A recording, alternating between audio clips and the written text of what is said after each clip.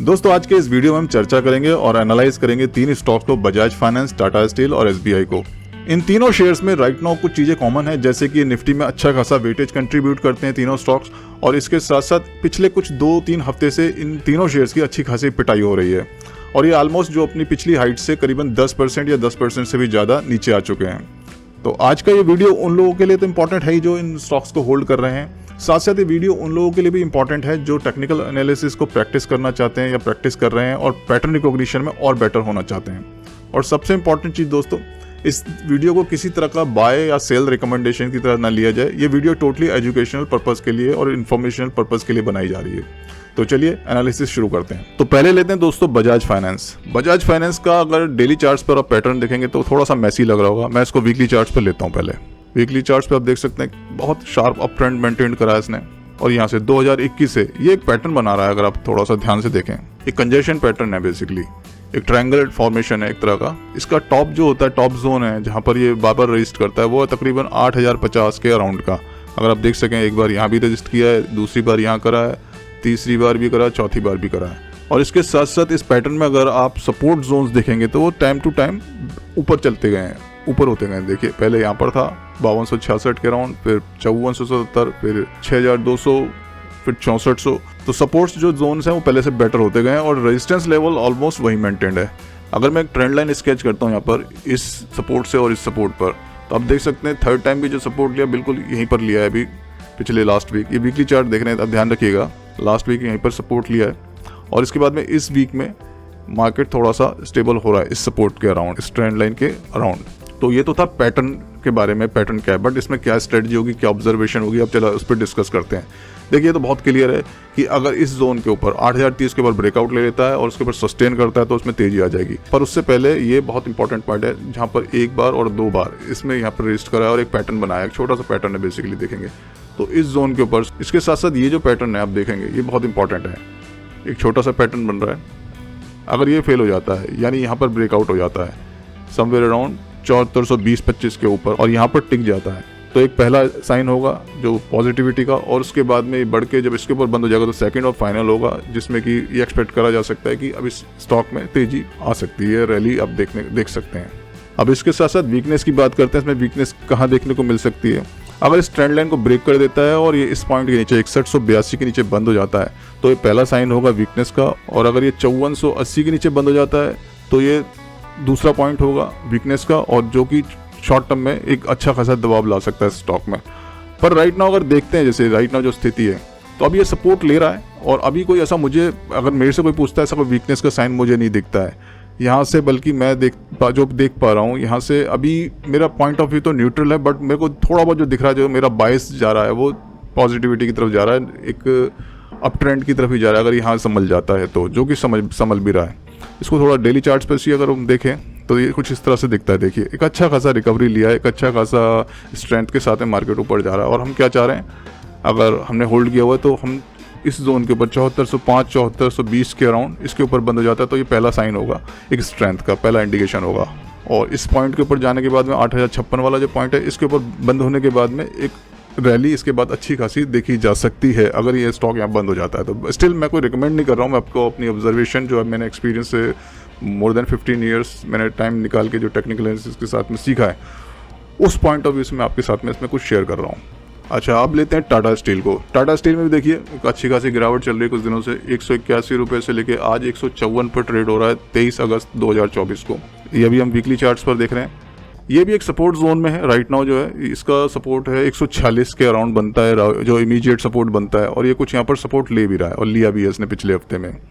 यहाँ के नीचे बंद हो जाता है और कुछ दिन, 1-2 दिन यहाँ पर रुक जाता है, क्योंकि चूंकि हम वीकली चार्ट देख रहे हैं, मैं उसके हिसाब से आपसे शेयर कर रहा हूँ। तो ये तब जाके इसमें माना जाएगा, इसमें दबाव आ सकता है उस दौरान। अदरवाइज अभी ऐसा कोई मुझे नहीं लगता राइट नाउ जिस जगह पर ये है, तो यहाँ पर मैं इस तरह का कोई अभी दबाव नहीं देख रहा हूँ। हाँ, इसमें पॉजिटिव साइन क्या होंगे और नेगेटिव साइन क्या होंगे उसको जरा डेली चार्ट्स पे समझ लेते हैं कि कब क्या एक्सपेक्ट कर सकते हैं। देखिए अगर ये इस जोन के ऊपर 167 के ऊपर, जो कि इंपॉर्टेंट जोन है, ये छोटी छोटी 2 वेव्स बनी हुई हैं और ऑलमोस्ट सेम रेजिस्टेंस लिया था उन्होंने, और इसके बाद एक शार्प ब्रेकआउट हुआ भी था पर वो टिक नहीं पाया। दोबारा से अगर इसी जोन के ऊपर, यानी ये वाला जो जोन है 167, एक ये वाली पीक है, एक छोटी सी पीक ये वाली है, दोनों इसके ऊपर जब तक नहीं जाता तब तक ये थोड़ा डाइसी मानता हूँ स्टॉक को मैं राइट नाउ जो है। और इस जोन के नीचे 144 के नीचे अगर ये जाके नीचे बंद हो जाता है और 1-2 दिन रुक जाता है, तब इसमें नीचे की तरफ दबाव आ सकता है, इसमें सेलिंग आ सकती है शॉर्ट टर्म में। अभी हम कोई लॉन्ग टर्म के लिए कुछ भी डिस्कस नहीं कर सकते, क्योंकि पैटर्न जो है ना बड़ा वैसा है, अभी तक कोई मतलब क्लियर नहीं है इसके अंदर। तो अभी शॉर्ट टर्म के अंदर जो स्ट्रेटजी या जो दिख रहा है वो यही शेयर कर सकते हैं हम लोग। तो जो शॉर्ट टर्म में दिख रहा है मैं आपके सामने वही शेयर कर रहा हूँ। तो ध्यान रखिएगा, जो मेरा अपना व्यू है, और ये किसी तरह की रिकमेंडेशन नहीं है कि 167 के ऊपर जब तक बंद ना हो जाए तब तक इसमें मेरा व्यू तब तक न्यूट्रल रहेगा। ना मैं प्लस साइड में हूँ ना माइनस साइड में हूँ। इसके ऊपर जब बंद हो जाता है तब मेरे को थोड़ा पॉजिटिविटी दिखेगी, और जब इस हाइट को ब्रेक कर देगा 181 के अराउंड, तब जाके मैं इसमें एक पूरी तरह से स्ट्रेंथ मानूंगा। और पहले इंडिकेशन मुझे यहाँ मिल जाएगा 167 के अबव, और यहाँ पर जो है 143 के नीचे अगर जाके बंद हो जाता है तब मैं थोड़ा सा इसमें सीरियसली देखूंगा, और माइट नॉट भी उस टाइम पर इसमें दबाव आ सकता है। अब लेते हैं दोस्तों SBI, state bank of India को।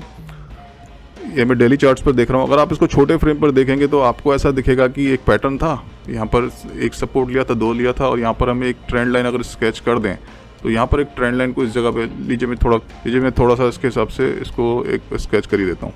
तो शॉर्ट जो फ्रेम पर आपको कुछ ऐसा दिखेगा, या मैं ले लेता हूँ 1 आवर के भी ले लेता हूँ, लीजिए चलिए। शॉर्ट फ्रेम पर ये कुछ इस तरह से देगा शॉर्ट टर्म में कि अच्छा खासा इसने नेगेटिव ब्रेकआउट लिया है, और यहाँ पर एक बार इसने ट्रेस भी किया था नीचे आने का, और उसके बाद में एक गैप के साथ में गया, और अभी भी बहुत नेगेटिव है। अब हम इसको डेली चार्ट्स पे लेते हैं। डेली चार्ट्स पे दोस्तों ये कोई खास मैटर नहीं कर रहा अभी भी इतना। अभी एक कंसोलिडेशन फेज चल रहा है, टोटली मैं जो कर्सर अपना एक राउंड उसमें गोल घुमा रहा हूँ, इस पूरे में कंसोलिडेशन चल रहा है। और यहाँ पर एक सपोर्ट बनती है 795 के अराउंड, और जहाँ पर सपोर्ट लिया भी है राइट नाउ। अगर इसके नीचे बंद होता है 790 या 785 के नीचे जब बंद होता है, तब जाके इसमें कुछ सीरियसली देखना होगा कि इसमें सीरियसली शॉर्ट टर्म में कुछ दबाव आ सकता है।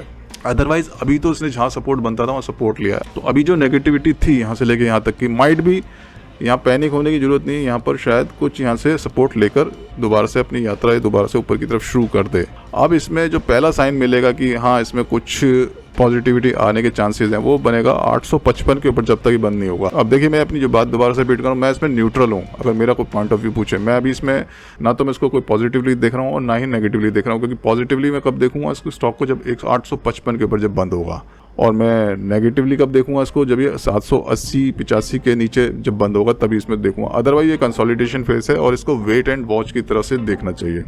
तो दोस्तों इन तीनों स्टॉक्स में जैसा हमने देखा कि एक राइट नाउ जो अभी इनकी स्थिति है, जिस जगह पर ये तीनों हैं, यहाँ से पैनिक होने के मेरे को लगता है अभी ऑब्जेक्टिव नहीं है। यहाँ से ये नीचे तब जाएंगे, जो भी इनसे एक हमने पॉइंट मेंशन किया इसके नीचे जाता है तब जाके इसमें कुछ दबाव देखा जा सकता है, तब जाके थोड़ा सा इसमें कुछ स्ट्रेटजी बना सकते हैं कि हम लोग हेज करें या क्या करें अगर हमारे पास पोजीशंस हैं। अदरवाइज हो सकता है यहाँ से जो चांसेस दिख रहे हैं ज़्यादा इन तीनों स्टॉक्स के, यहाँ से सपोर्ट जोन में हैं ऑलरेडी, और तीनों स्टॉक्स हो सकता है यहाँ से जर्नी अपवर्ड की यहाँ से मेंटेन कर लें। तो दोस्तों ये था छोटा सा एक बहुत ब्रीफ में हमने जो एनालिसिस कर सकते थे तीनों स्टॉक्स के बारे में, और हमारा पॉइंट ऑफ व्यू। ये किसी तरह का बाय या सेल रिकमेंडेशन नहीं था। और दोस्तों अगर इसके अलावा आप चाहते हैं किसी पर्टिकुलर स्टॉक में जिसमें आपका इंटरेस्ट हो, उसके बारे में हम चर्चा करें, उसमें कोई ऐसा कोई ब्रीफ एनालिसिस करें, तो आप उसका नाम कमेंट सेक्शन में डाल के पोस्ट कर दीजिए। अगर आपके जैसे कुछ और भी लोग उसी पर्टिकुलर स्टॉक के बारे में लिखेंगे तो डेफिनेटली हम उसके बारे में वीडियो बना देंगे। तो दोस्तों आज के वीडियो में इतना ही, मिलते हैं अपनी नेक्स्ट किसी और वीडियो में। तब तक take care, thanks for watching.